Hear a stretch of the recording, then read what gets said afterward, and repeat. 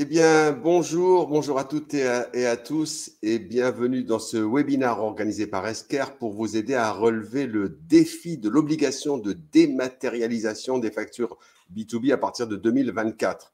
C'est un défi et même une révolution, pour reprendre l'expression d'une des participantes des dernières assises des délais de paiement que j'ai eu le plaisir d'animer au mois d'octobre dernier. Vous le savez, il y avait déjà l'obligation de dématérialiser les factures à destination des administrations publiques et puis la loi de finances 2020 prévoit désormais que toutes les entreprises devront émettre et recevoir des factures au format électronique dans un délai compris entre 2024 et 2026. Dans un court instant, les deux experts d'Esker, Anne Mévélec et Jérémy Arnaud, qui nous attendent à Lyon, se relayeront pour nous préciser le calendrier, en fonction notamment de la taille des entreprises, pour bien cadrer la nécessité de se préparer à se mettre en conformité avec ces nouvelles obligations, d'autant plus que ces nouvelles mesures auront très rapidement un effet sur le sujet qui nous réunit souvent et qui nous préoccupe, la réduction des délais de paiement, les avantages que toute entreprise pourrait tirer de ces nouvelles dispositions pour rendre son système de facturation et de règlement plus efficace, car d'une certaine façon, protégé entre guillemets par la loi. Nous en profiterons bien évidemment pour vous présenter l'offre et le savoir-faire d'Esker en matière de cycle Procure to Pay et Order to Cash, pour vous aider à trouver les bonnes réponses, celles qui conviennent à vos méthodes, les bonnes réponses en fonction des obligations légales qui vont vous être rappelées, encore une fois, par rapport aux avantages que vous pourrez tirer en matière de gain de temps sur les retards de paiement. Et puis, nous réserverons un quart d'heure à la fin de ce webinaire pour répondre directement aux questions que vous pouvez d'ores et déjà nous envoyer sur l'espace dialogue de ce webinaire. Vous êtes déjà plus de 131 inscrits, donc n'hésitez pas, d'ores et déjà, la page est ouverte et je vois que certains déjà nous saluent et nous accueillent. Je me ferai en tout cas votre intermédiaire pour demander à Anna et à Jérémy de vous apporter les éléments les plus concrets en fonction de la situation de votre entreprise. Encore un mot d'Esker et ensuite ce sera la parole aux experts. Esker, c'est un éditeur de logiciels qui a été créé en 1985, qui a pour mission d'aider les entreprises à dématérialiser les documents. C'est le leader mondial de solutions de digitalisation basées sur la technologie de l'intelligence artificielle. Son siège social est à Lyon, où nous attendent nos deux amis, avec un certain nombre de filiales dans le monde. Donc, nous avons affaire là à un véritable expert. Alors, on va commencer avec vous, Anne Mévélec, pour faire un point sur la réglementation, sur le contexte législatif. Un mot tout de même, quelle est votre spécialité, Anne Mévélec, au sein de chez Esker? Bonjour, bonjour à tous, bonjour Rachid, merci pour cette belle introduction. Moi je suis Anna Mévélec, Product Manager spécialiste conformité en fait au sein de l'entreprise. Donc vraiment avec une expertise sur la conformité au niveau mondial et donc là aujourd'hui pour la France également. Très bien. Et donc on va commencer avec vous par rappeler ce contexte législatif pour que les choses soient bien claires dès le départ. Oui, tout à fait. Parfait. Donc, je vais reprendre la main sur la présentation. Donc, sans plus tarder, hein, je vais passer directement, pour vous expliquer en fait pour vous donner un peu plus de contexte en fait sur cette loi de facturation électronique. Donc, suite à la directive européenne de 2014 ayant pour objectif en fait de généraliser l'usage de la facturation électronique dans les marchés publics, la France a décidé d'obliger les entreprises à facturer électroniquement les administrations publiques, ce qu'on appelle en fait les flux B2G, donc Business to Government, de manière graduelle entre 2017 et 2020 selon la taille des entreprises concernées. Donc, en observant les bénéfices d'une telle réglementation et en constatant également ces mêmes bénéfices, notamment sur la lutte contre la fraude à la TVA dans d'autres pays comme l'Italie, qui allait plus loin en obligeant la facturation électronique dans sur tous ces flux, donc B2G, B2B et B2C. La France décide aussi d'introduire un nouveau modèle de contrôle de transactions continues, ce qu'on appelle en anglais un modèle CTC, donc c'est Continuous Transaction Controls, en obligeant la facture électronique dès 2024 pour les transactions B2B domestiques. Donc, quels sont les objectifs exactement de l'État? Donc, il y en a plusieurs. Il y en a un premier dont on vient de parler, qui est donc de lutter contre la fraude à la TVA, puisqu'aujourd'hui, l'écart de TVA constaté en France est d'environ 20 milliards d'euros par an. L'objectif aussi est de renforcer la compétitivité des entreprises réduisant en fait les coûts liés à la facturation, mais aussi en optimisant le temps de travail des personnes qui doivent gérer cette facturation, en diminuant les litiges par exemple grâce à un process normé, une transmission et un traitement de facture qui est plus rapide. Donc d'autant plus de raisons en fait qui expliquent comment les entreprises peuvent gagner en compétitivité. Donc cette réforme, elle a aussi pour ambition d'aider les entreprises à piloter plus efficacement leur activité en améliorant donc la connaissance de l'état de la conjoncture économique grâce à des indicateurs en temps réel sur l'activité des entreprises. Donc en particulier durant certaines crises, par exemple, comme ce que l'on vit actuellement avec la pandémie. Et enfin, l'administration souhaite aussi faciliter les déclarations de TVA en diminuant les coûts déclaratifs et facilitant le processus de déclaration grâce à un pré-remplissage des déclarations de TVA avec des données fournies potentiellement de manière automatisée. Très Donc, bien. Et donc maintenant, on peut oui, peut-être passer au calendrier de la facturation électronique obligatoire, Anna, tout à fait. Alors, du coup, je vais qui est switcher le le slide slide. suivant. Oui, donc concernant le calendrier, il a changé par rapport à ce qui a été annoncé sur les textes, le texte original, après publication d'une nouvelle ordonnance. Donc, au 1er juillet 2024, la facture électronique devient donc obligatoire pour toutes les grandes entreprises en émission via le nouveau modèle de facturation qui rentrera en vigueur à cette même date. Autre point important, il devient aussi obligatoire pour toutes les entreprises d'être en mesure de recevoir ces factures électroniques dès le 1er juillet 2024. Donc il est important de bien anticiper cette législation pour que vos systèmes d'information soient prêts en 2024, peu importe votre taille d'entreprise. Au 1er janvier 2025, les entreprises intermédiaires, cette fois, auront l'obligation d'émettre des factures électroniques pour leurs clients B2B français. Et enfin, au 1er janvier 2026, ce sera au tour de toutes les entreprises restantes, c'est-à-dire TPE, PME, micro-entreprises, de se conformer à ce nouveau modèle. Donc, c'est progressif sur les prochaines années. Donc, voilà, et en fonction des entreprises. Très bien. Non, non, on peut passer à la slide suivante, Anna, tout à fait. Vous alliez nous parler du modèle Y avec une vue d'ensemble sur Tout à fait. l'ensemble de l'écosystème entre fournisseurs, acheteurs et l'administration fiscale. Tout à fait. Pour ce qui est du modèle Y, donc on l'appelle comme ça, hein, vous voyez le Y modélisé, puisque c'est vrai que d'un premier abord, on ne comprend pas tout de suite pourquoi on l'appelle le modèle en Y. Donc ce modèle, il a pour but en fait de transmettre les données de toutes les factures B2B domestiques à l'administration fiscale en utilisant soit le portail public de facturation connu sous le nom de Chorus, soit via une plateforme privée immatriculée par l'État. Donc, c'est des plateformes qui sont reconnues comme étant immatriculées et qui répondent à un cahier des charges précis. Il y aura un annuaire central qui sera tenu par l'administration fiscale qui aidera au bon routage des factures vers le bon destinataire. Pour bien connaître en fait la plateforme de réception côté acheteur pour que la facture soit routée vers cette plateforme de réception quand on souhaite atteindre le client final, donc l'acheteur. Donc, sachant cela, on va avoir 4 chemins d'échange possibles. Donc, on a un premier cas d'échange si le fournisseur et l'acheteur passent directement par la plateforme Chorus. Donc, ils n'ont pas de plateforme immatriculée dédiée. Donc, c'est le cas de l'entreprise A et de l'entreprise B sur ce schéma.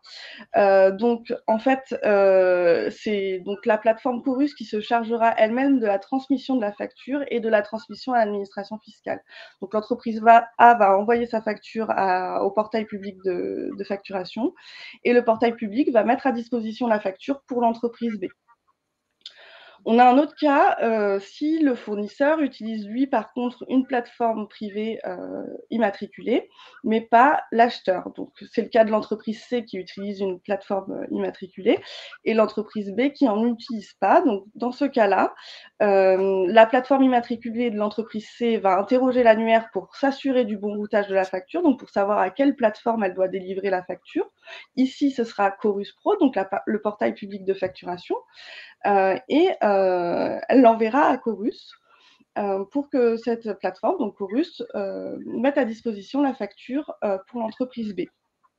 Troisième cas possible, ici, c'est que donc, le fournisseur n'utilise pas de plateforme privée immatriculée, donc il utilise directement Chorus. Par contre, son acheteur, lui, utilise une plateforme immatriculée. Donc, dans ce cas, l'entreprise A, ici, va soumettre en direct sa facture à Chorus, donc au portail public de facturation. Et ensuite, le portail public de facturation va s'assurer de communiquer avec la plateforme immatriculée D pour que la facture soit mise à disposition de l'acheteur sur sa plateforme immatriculée. Et enfin, le dernier cas possible, c'est là où les deux parties, en fait, fournisseurs et acheteurs, utilisent une plateforme immatriculée. Donc, dans ce cas-là, la plateforme immatriculée C, donc la plateforme de l'entreprise C, va interroger toujours l'annuaire pour s'assurer du bon routage de la facture et donc déterminer à quelle plateforme elle doit transmettre la facture, qui est ici l'entreprise, donc la plateforme immatriculée D. Donc, elle va identifier cette plateforme, transmettre la plateforme à la plateforme immatriculée D, qui, elle, se chargera de mettre à disposition sa facture à l'acheteur. Et en parallèle de ça, la plateforme du fournisseur, donc la plateforme immatriculée C, va transmettre les données obligatoires extraites de la facture au portail public de facturation. Et donc, du coup, le portail public de facturation transmettra les données à l'administration fiscale. Très bien. Et donc, un point important pour avancer ensemble, Anne, c'est que dans toute question de facturation, qu'elle soit électronique ou pas, mais notamment électronique, il faut ensuite un bon adressage de ces factures. Tout à fait. Exactement. Donc, le bon adressage se fera grâce à l'annuaire qui est tenu donc par le portail public de facturation, qui répertoriera toutes les entreprises en fait qui peuvent recevoir des factures avec leur plateforme applicable selon le flux. On peut peut-être voir la slide qui était prévue à cet effet, qui est la suivante. Oui, tout à fait. Alors, juste pour information, je vais juste terminer sur cette slide. Au niveau des formats obligatoires, Chorus, le modèle en Y de manière générale oblige 3 formats communs entre toutes les plateformes. Donc, soit un format structuré de facture. Donc, on a 2 possibilités sur le format structuré. C'est soit un format UBL, soit un format UNC Fact C2I, qui sont donc des formats structurés.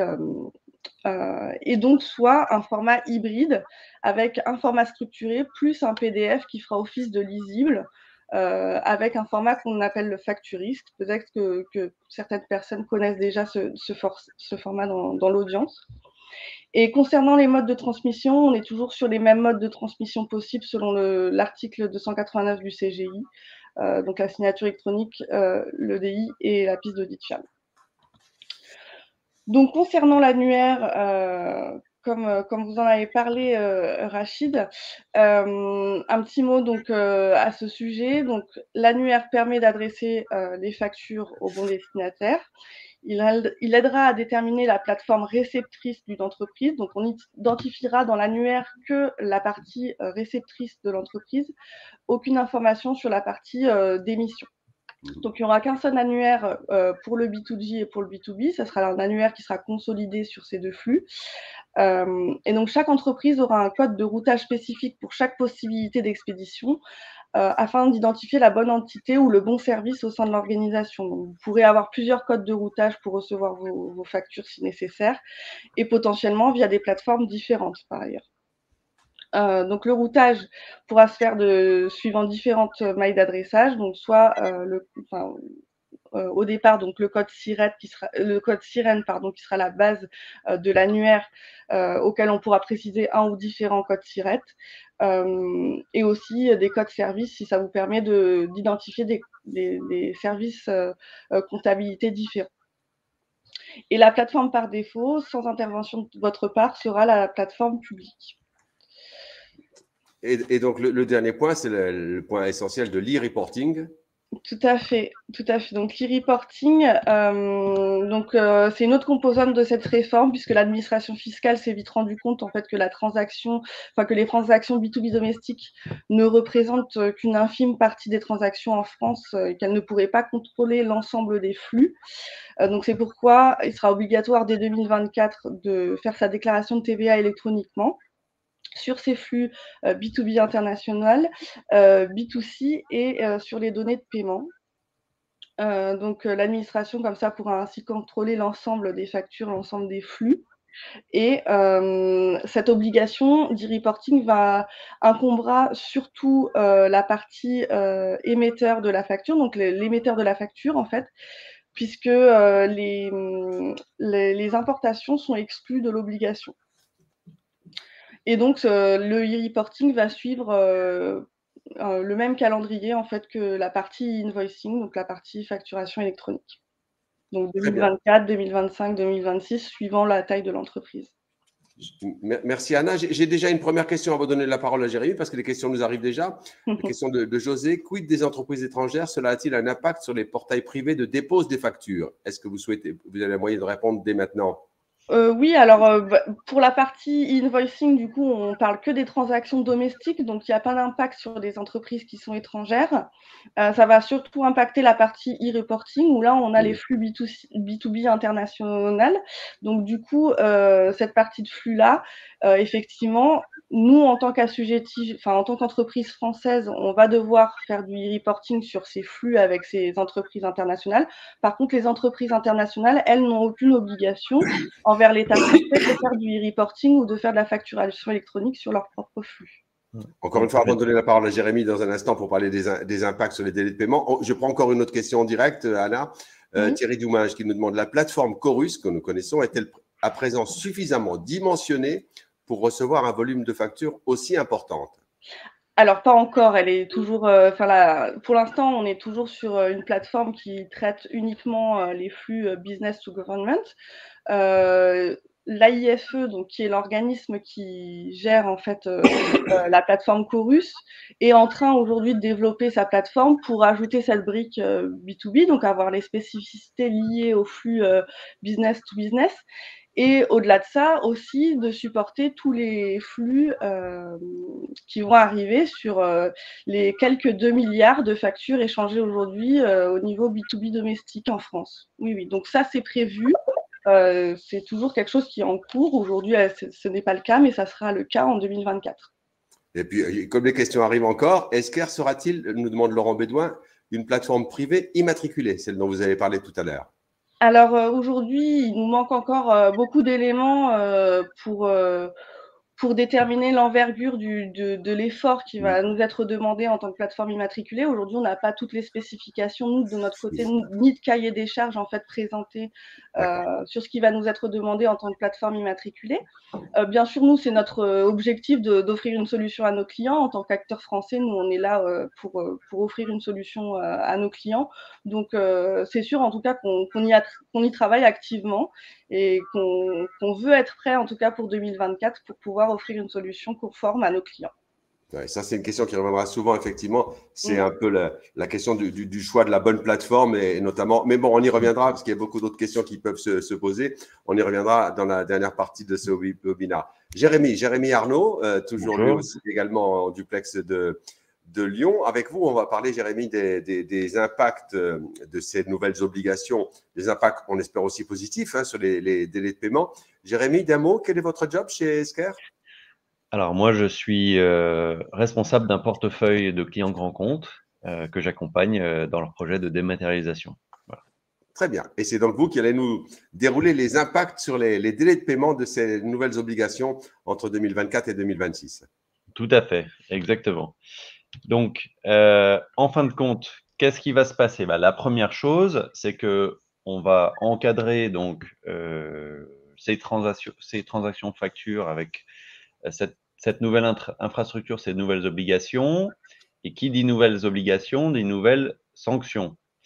Et notamment, en cas de non-respect des règles liées à l'invoicing et au reporting, les entreprises aujourd'hui encourront des sanctions qui sont annoncé dans leur forme actuelle. Voilà, on parle de 15 € par facture non conforme, ce qui peut vite faire beaucoup d'argent.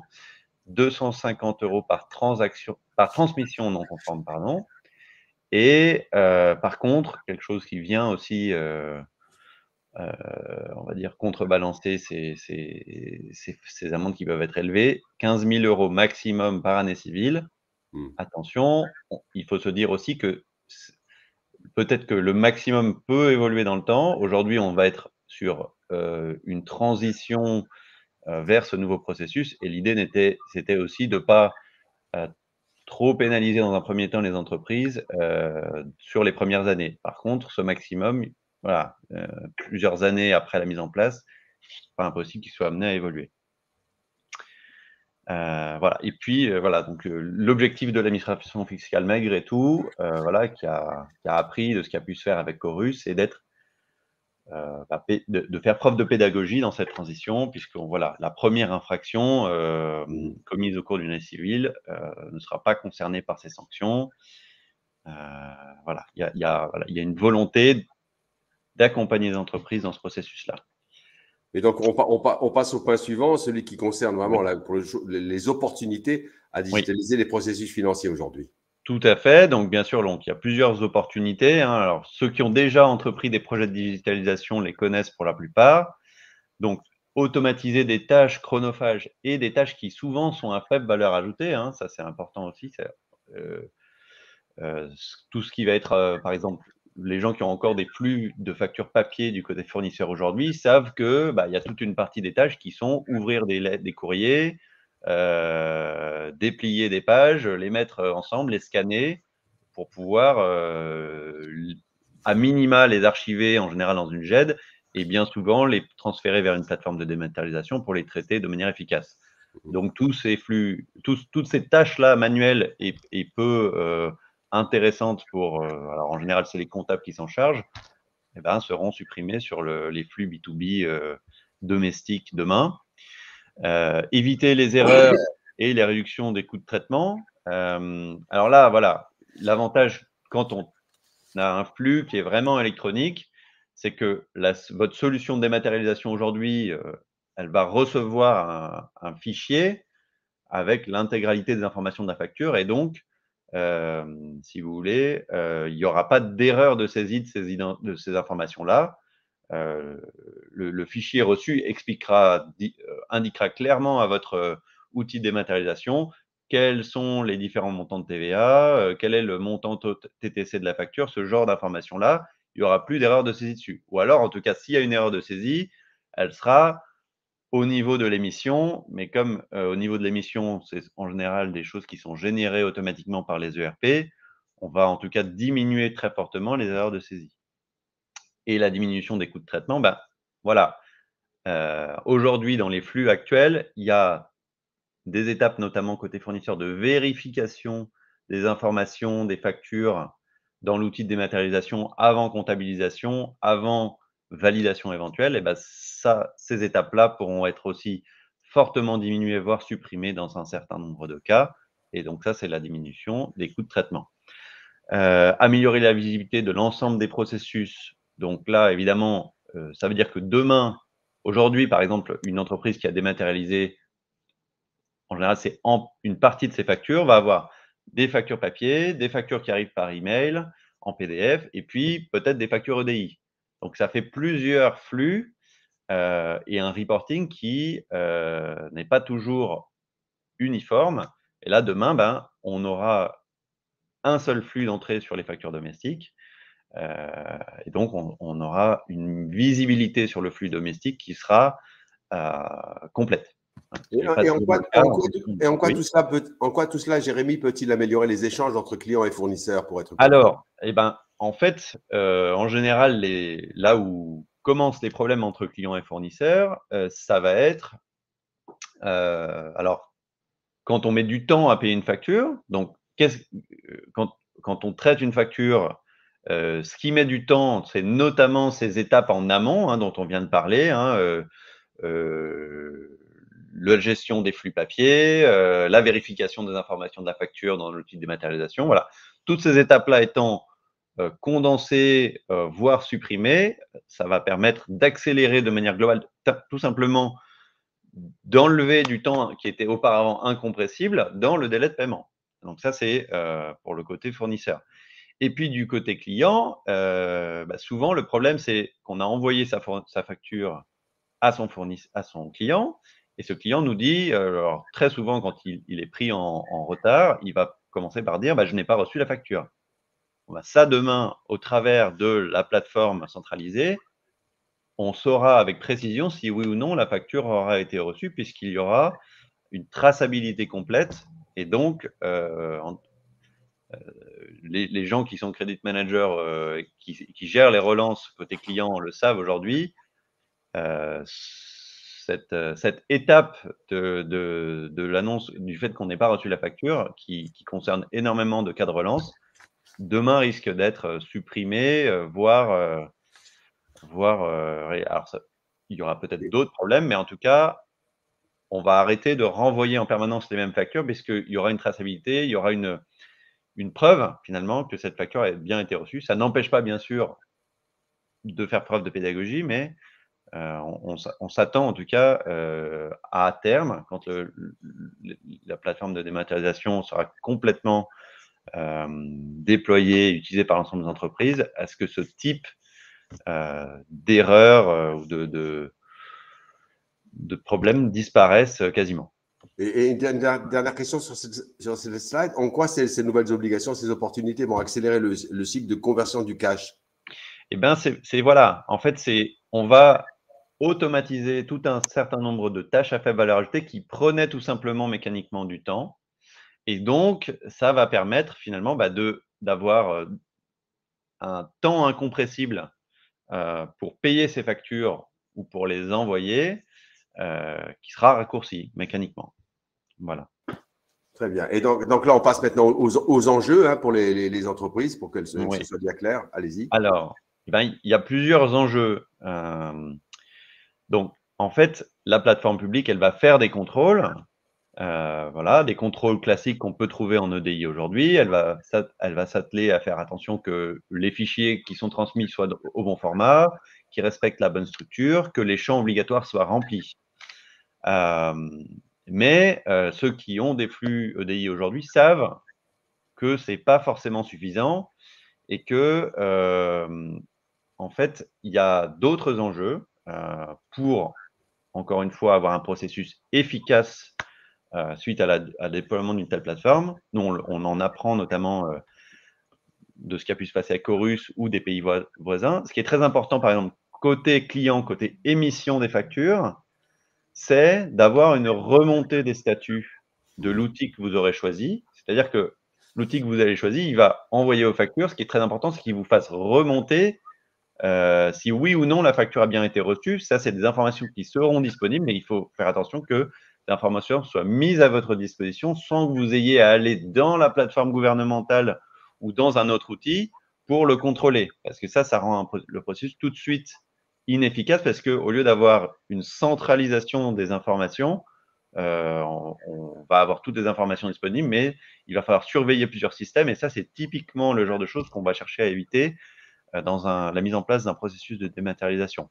Donc, c'est la remontée des statuts, c'est surtout, et même peut-être encore plus important, la remontée des erreurs, parce que oui, dans les flux EDI, régulièrement, il y a des erreurs de transmission.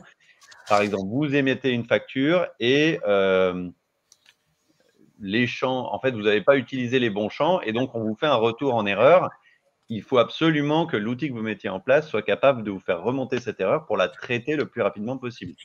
Ça aura en fait, sinon ce sera la première raison de délai sur les paiements de ces factures-là, forcément. Voilà. Il faut une traçabilité complète pour maîtriser votre process, être capable de le piloter. Et justement, vous nous amenez au cœur du sujet, c'est effectivement les impacts sur les délais de paiement, c'est la slide suivante. Oui, tout à fait. Donc, les impacts sur les délais de paiement, il y en a plusieurs. Donc la suppression des erreurs de diffusion, donc c'est ce que je vous disais. Là, on aura, alors, de manière très similaire à ce qu'on a sur Chorus aujourd'hui, un annuaire centralisé qui vous permettra, suivant différentes clés, alors vous allez nous dire, ça manque peut-être de précision, oui, vous m'avez retrouvé. Oui, Excusez-moi. oui, Donc, on vous entend, Jérémy. vous Allez-y, allez-y. m'entendez, parfait. Donc, vous diffusez ces factures via cet annuaire qui vous dit exactement à votre système où l'envoyer selon des clés de répartition qui sont en train d'être définies par les cahiers des charges fournis par la DGFiP. Voilà. Et puis, un retour de statut sur la réception de ces factures. Ensuite, la charge administrative allégée, voilà, en termes de pénibilité de la soumission manuelle sur des portails qui disparaît. Donc ça, c'était une question qu'on avait eue tout à l'heure en début. Est-ce que c'est un des gros points de frustration des gens qui émettent des factures aujourd'hui? C'est leurs fournisseurs qui leur demandent, leur imposent parfois de déposer ces factures sur des portails et des soumissions qui peuvent parfois ne se faire que de manière manuelle. Ça, effectivement, ça prend du temps, ça coûte de l'argent et demain, en fait, cette obligation de facturation électronique, elle va, en fait, voilà, vous pourrez manuellement déposer vos factures sur le portail gouvernemental si vous n'êtes pas équipé d'un tiers immatriculé, mais si vous faites le choix d'avoir un partenaire immatriculé de dématérialisation, c'est ce partenaire immatriculé qui va diffuser vos factures pour vous et donc vous n'aurez plus, en tout cas c'est la logique de cette réforme, à déposer manuellement vos factures sur les portails de vos fournisseurs. Ça, c'est quelque chose qui, je sais, enfin moi je sais, est une préoccupation de mes clients depuis longtemps et un changement qui est souvent bienvenu. Voilà. Par contre, et donc pour les gens qui ont ces portails côté fournisseurs, il n'y a pas besoin de s'inquiéter non plus, puisque ces portails-là, de la même manière, devront être capables de recevoir les transmissions électroniques, et donc le changement sera absolument transparent pour eux. Voilà. Et donc, pour vous, c'est en étant en conformité avec tous ces points-là qu'on obtiendra un vrai gain de temps sur les traitements des paiements. C'est ça. En fait, on supprime beaucoup de tâches manuelles. Et donc, en se dotant d'un bon partenaire de dématérialisation, avec des flux intercompatibles et standards, comme c'est la vocation de cette réforme, on arrivera un petit peu, voilà, ou comme ça a pu être fait en Italie, etc., à vraiment automatiser une grande partie du flux, ce qui était l'objectif de nombreux groupes depuis de nombreuses années, mais que la réalité alors, des solutions existantes, des relations avec les fournisseurs et les clients ne rendaient pas forcément possible jusqu'à maintenant. Voilà. Bon, on peut peut-être, puisque là, le temps avance assez vite, Jérémy, peut-être là, parler un petit peu de l'offre d'Esker, voilà. Oui, alors très rapidement, voilà, Esker, c'est une société qui a été créée en 1985, française, lyonnaise, qui aujourd'hui est un leader de la dématérialisation dans le monde. Voilà, donc une capitalisation boursière qui, au moment où on a fait cette slide, était à 1,5 milliard, qui est un petit peu plus haute ces derniers temps. Globalement, en 2020, c'était 112 millions de chiffre d'affaires et qui est un acteur de référence du SaaS depuis de nombreuses années. Je crois que ça fait plus de 15 ans qu'on fait du SaaS. Et donc, on a de nombreux clients, de nombreux utilisateurs dans le monde qui utilisent nos solutions. Une de nos spécificités par rapport à beaucoup d'autres acteurs et qui nous rend assez populaires avec les grands groupes, c'est qu'on est un partenaire de dématérialisation qui couvre les deux côtés du cycle de conversion du cash. À la fois procure-to-pay, avec le procurement, les factures fournisseurs, etc. Et puis order-to-cash, on va s'intéresser à la diffusion des factures, aux commandes, à la gestion des réclamations, des encaissements. Il y en a beaucoup. Je vous invite à nous contacter si vous avez des sujets qui correspondent. Mais voilà, on a une vocation d'être une offre complète et donc pour vous, un partenaire avec une plateforme unique qui permet de gérer et de faire du reporting sur tous ces flux en même temps. Donc finalement, voilà, si on fait un petit focus sur ce qui nous intéresse aujourd'hui, c'est notamment la digitalisation des factures fournisseurs. Donc demain, avec un fournisseur qui va pousser soit manuellement sur la plateforme gouvernementale, soit via son tiers immatriculé des factures vers votre solution de dématérialisation immatriculée. Esker a bien sûr vocation à être une telle plateforme immatriculée. Vous aurez la possibilité de recevoir donc ces factures. Les données en seront extraites demain de manière extrêmement automatique liées à la normalisation que va pousser cette réforme. Vous aurez tout loisir de vérifier les informations, de les rapprocher avec des commandes, de les soumettre à approbation s'il y a des litiges ou s'il n'y a pas de commande, et les pousser en comptabilisation bonne à payer vers votre ERP. Le tout en archivant l'intégralité des documents, des pièces justificatives, des échanges, des approbations de cette facture dans un archivage à valeur probante qui constituera votre piste d'audit fiable. Et pour terminer, voilà, qu'appelez-vous voilà, terminer la diffusion multicanal des factures explication. Alors, la diffusion multicanal des factures, c'est du côté client. En fait, voilà, aujourd'hui, vous devez être capable de diffuser vos factures selon plusieurs moyens. Alors, demain, au même titre qu'aujourd'hui avec Chorus, vous la diffusez vers la plateforme gouvernementale ou vers le tiers immatriculé de votre client. Mais quand on envoie des factures, on en envoie aussi peut-être à des clients en B2C. Là, ça peut être une diffusion papier, une diffusion email, à des clients internationaux. Et là, il faut être capable d'avoir des factures qui soient en conformité avec les réglementations locales. Hein, il n'y a pas que la France. Et donc, la plateforme Esker, côté diffusion de factures clients, voilà, est capable de vous mettre en conformité dans plus de 64 pays dans le monde sur la diffusion de ces factures clients, que ce soit via des réseaux EDI publics, comme ça le sera demain en France, ou en diffusion de PDF signés, comme ça peut être le cas dans beaucoup d'autres pays aujourd'hui qui n'ont pas mis en place de tels réseaux, et en courrier, voire en EDI. Voilà, enfin, c'est ça la fameuse diffusion multicanal. C'est une plateforme qui vous permet de manière automatique d'envoyer selon les modalités requises par vos clients, vos factures, et d'en archiver à valeur probante l'original fiscal. Voilà. Bon, merci beaucoup Jérémy, merci Anna. On va passer à une série de questions pour aller au plus bref, au plus droit directement. C'est Thierry Doumage, ce n'est pas une question, c'est plutôt une réflexion qui dit par expérience, l'amélioration des délais de paiement prend en réalité du temps. Nous l'avons vécu suite à la dématérialisation des flux de factures vers nos clients publics. Donc, l'apprentissage de la plateforme par nos clients et son utilisation n'est pas instantané. Je ne sais pas si vous avez envie de réagir à ça, mais en tout cas, on sent là une expérience vécue de Thierry. Absolument. Moi, j'ai beaucoup de clients que j'ai accompagnés dans cette transition. Et en fait, ce qui est important, la clé, c'est l'anticipation. Notamment du côté client. Aujourd'hui, il y a deux étapes.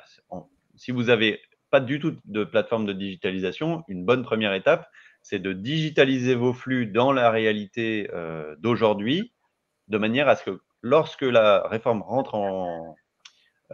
devienne active, vous n'ayez pas à la fois à apprendre à utiliser cet outil et à vous adapter à cette nouvelle réforme. Voilà, vous pouvez faire les choses en deux étapes. D'abord, vous digitalisez vos flux, ce qui permet souvent de faire des économies et d'avoir un certain nombre d'avantages concrets. Et dans un deuxième temps, vous pourrez du coup vous concentrer sur votre relation client et fournisseur au moment de la réforme avec un outil qui aura été, vous l'aurez choisi de manière à ce qu'il soit adapté à la nouvelle réforme, bien sûr. Deux questions dans la salle digitale pour Anna tout d'abord. La prédéclaration de TVA en automatique se fera à quel horizon, nous demande Frédéric. Donc, comme annoncé tout à l'heure, en fait, la prédéclaration de TVA suit le même calendrier, donc la facturation électronique. Donc, pour les grandes entreprises, on aura une obligation d'e-reporting dès juillet 2024. Pour les ETI, donc janvier 2025. Et pour les petites entreprises, TPE, PME, 1er janvier 2026. Autre question, celle de Patrice qui nous demande, y aura-t-il un mécanisme de certification des factures émises permettant de justifier de leur validité et l'enregistrement de cette facture?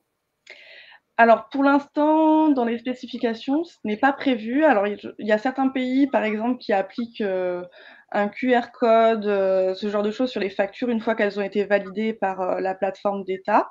Pour ce qui s'agit de la France, pour l'instant, ce n'est pas prévu d'avoir un code, une certification ou quelque chose sur la facture qui confirme cela, puisque là, on est plus dans un modèle de contrôle continu, c'est-à-dire que si l'administration fiscale veut auditer votre entreprise, elle va se référer aux données qu'elle a déjà récoltées sur toutes vos factures précédemment, et c'est comme ça qu'elle va procéder à l'audit.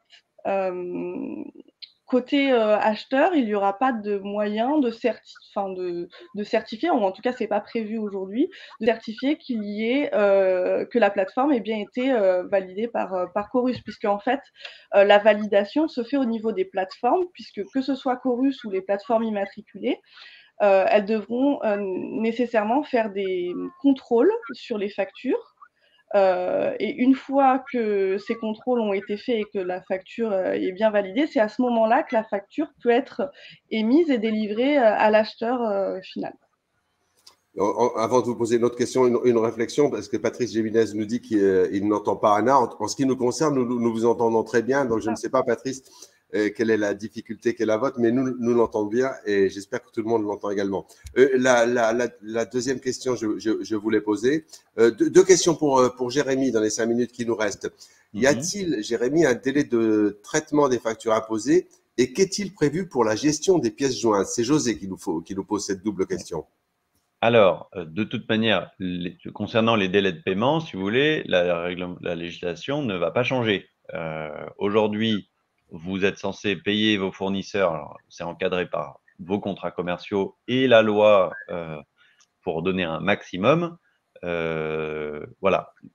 Mais la question précise, c'était y a-t-il un délai de traitement, si j'ai bien compris la question? Alors, non, pour l'instant, c'est pas précisé dans les spécifications qu'on a reçues. Donc, la première version a été reçue début octobre, la version finale est attendue pour la fin de l'année. En tout cas, on pourrait imaginer qu'il y ait on dit des SLA au niveau de la plateforme Chorus ou des tiers immatriculés pour la rapidité à laquelle on transmette et on mette à disposition les factures. Aujourd'hui, il n'y a pas de précision là-dessus. Mais je présume qu'il y aura des maxima, en tout cas, à respecter, effectivement. C'est bien la preuve, on l'a dit à plusieurs reprises, qu'il y a encore un certain nombre d'informations dont on ne dispose pas, mais c'est toute la machine législative qui est en route. On sait que ça prend parfois un peu de temps. Encore une question pour vous, Jérémy. Faudra-t-il fournir une information détaillée quant au règlement parfois partiel ou échelonné? Alors, les informations de paiement, oui, en fait, il me semble que je vais repasser la parole à Anna sur ce point, mais il me semble que les informations de paiement font partie du cadre de la réforme. Peut-être que tu vas en préciser les modalités, Anna? Oui, alors concernant les données de paiement, donc ça fait partie des obligations d'e-reporting. Donc en fait, c'est assez lié aussi à la partie facturation électronique, puisque en fait, dans le cycle de vie de la facture, il est nécessaire pour les plateformes de transmettre des statuts de traitement pour que toutes les plateformes en fait puissent savoir où en est la facture réellement. Donc il y a 3 statuts qui sont obligatoires. Le statut déposé, quand l'entreprise fournisseur a déposé sa facture sur la plateforme, sur sa plateforme, que ce soit une plateforme immatriculée ou le Chorus.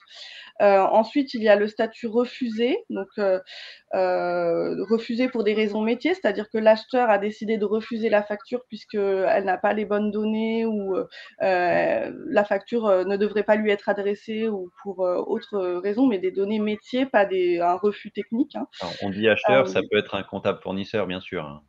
Oui, tout à fait. Et ensuite, il y a le statut encaissé qui est obligatoire. Et donc ça, c'est un statut que devra fournir le fournisseur, du coup, pour justifier qu'il a bien reçu le paiement de son client. Et dans ce statut-là, il faudra donc préciser les modalités de paiement, donc certaines données de paiement, et il y a d'autres statuts par ailleurs dans le cycle de vie de la facture qui devront être, qui sont recommandés, on va dire, par l'administration fiscale de fournir, notamment sur les paiements partiels, les paiements échelonnés, etc. Donc, c'est des informations qui pourront vous être demandées. Alors, on connaîtra les modalités exactes un petit peu plus tard quand les spécifications finales seront publiées, comme l'a dit Jérémy, normalement d'ici la fin de l'année. Mais potentiellement, il faudra fournir, oui, ces informations-là. En tout cas, on imagine que ce sera la logique à terme. Voilà. Il y aura peut-être plusieurs phases. Il n'est pas exclu, on a vu ça dans d'autres pays, qu'on ait des premières spécifications pour lancer ce processus et que à l'horizon de quelques années, on les fasse évoluer pour préciser les choses et permettre à l'administration de mieux auditer finalement ce qui se passe. Bon, j'ai l'impression qu'effectivement, on arrive au terme de cet échange, qu'il faudra qu'on se revoie en début d'année prochaine une fois que l'ensemble des informations qu'attendent tous ceux qui nous suivent seront encore précisées. Moi, j'ai peut-être une toute dernière question qui n'est pas une question personnelle, mais qui me fait un peu le porte-parole d'un certain nombre de PME que j'avais notamment rencontrés aux dernières assises des délais de paiement, qui concernant cette question de l'obligation de facturation électronique, avec quelques inquiétudes sur les plateformes que j'utilise déjà.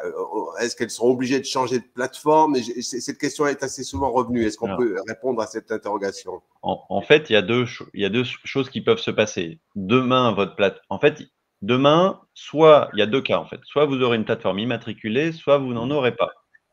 Donc, si demain, la plateforme que vous utilisez aujourd'hui n'est pas immatriculée, vous risquez de tomber vers un processus manuel.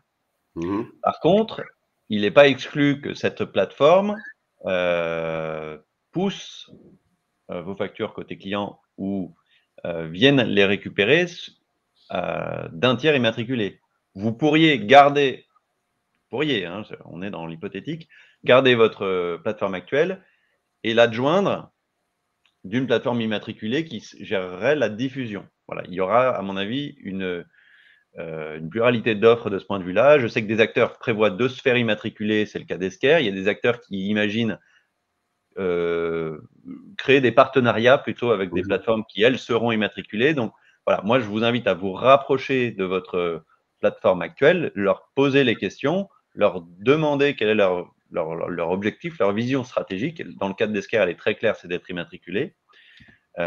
Et en fonction de ça, vous serez amené à prendre la décision et à savoir si finalement il vaut mieux se tourner vers quelqu'un d'autre parce que ce qu'on vous annonce ne vous semble pas répondre à vos objectifs d'automatisation, ou alors continuer avec votre interlocuteur actuel en mettant en place ce qui est prévu de son côté. Après, juste pour ajouter également, ce modèle en Y a été choisi à la base, notamment pour aider les entreprises à garder les connexions existantes, notamment pour les flux EDI, qui sont souvent très, très demandeurs et très compliqués à mettre en place. Donc vraiment, l'objectif de la DGFiP à ce moment-là, c'était d'aider les entreprises à garder les fournisseurs. Donc en tout cas, c'est ce qu'on entend, nous, lors des ateliers auxquels on participe avec Esker, pendant les consultations en fait, de la DGFiP. Donc c'est vraiment quelque chose qu'il faut garder. Le but étant pour vous que ce soit le plus simple possible, tout en essayant de se conformer quand même aux obligations et à la demande de l'administration fiscale. Et une précision importante, je vois la question de Madame Chartier-Ribérol. Il n'existe aujourd'hui pas de liste de plateformes immatriculées, tout simplement parce que nous attendons, la première étape là-dessus, c'est les spécifications définitives d'ici la fin de l'année. Ensuite, les acteurs pourront se positionner sur leur volonté d'être immatriculés, pourront vous en faire part, mais les immatriculations elles-mêmes interviendront beaucoup plus tard, proche certainement du début de l'année 2024. Voilà, il faudra d'abord que ces plateformes créent techniquement cette capacité d'interconnexion qui réponde aux besoins, aux spécifications d'immatriculation, avant de pouvoir se faire immatriculer et proposer leurs services quand ça entrera en application. Donc, pas de liste pour l'instant. Ça crée de la complexité, mais c'est malheureusement la réalité du marché actuel. Très bien. Écoutez, merci beaucoup. Je vois qu'on est loin d'avoir épuisé le sujet. Et donc, on aura certainement l'occasion de se reparler. Juste deux précisions avant de prendre congé de vous tous et toutes. Bien évidemment, vous retrouverez le replay de tout cela, de l'ensemble de ce webinaire. Et puis, une dernière question, Jérémy et Anne. Les questions auxquelles on n'a pas pu répondre, comment peut-on proposer à ceux qui les ont posées d'y répondre? Oui. Alors, moi, je vous invite à contacter Esker directement et vous serez mis en relation. Oui, on ne vous entend plus, Jérémy. Alors oui, Anne va conclure. Oui, je vais conclure. Effectivement, je vous invite tout simplement à nous contacter directement. Je vais laisser mes coordonnées email dans le chat, comme ça vous n'hésitez pas à nous écrire. Nous, on pourra vous donner beaucoup plus d'informations, puisque c'est vrai qu'en 1 heure, c'est souvent difficile de balayer le sujet. Forcément, il y a encore plein de choses à dire, mais on n'hésitera pas en tout cas à vous aider à répondre à vos interrogations. Esker assurera donc le service après-vente. Bon, visiblement, Jérémy, sa connexion a été coupée. Moi, je vous remercie tous et toutes de votre attention. Je remercie Anna et Jérémy de la précision de leur réponse et les organisateurs également. Et puis, je vous souhaite à tous et à toutes une excellente journée et à très bientôt, j'espère. Au revoir. Merci beaucoup. Au revoir.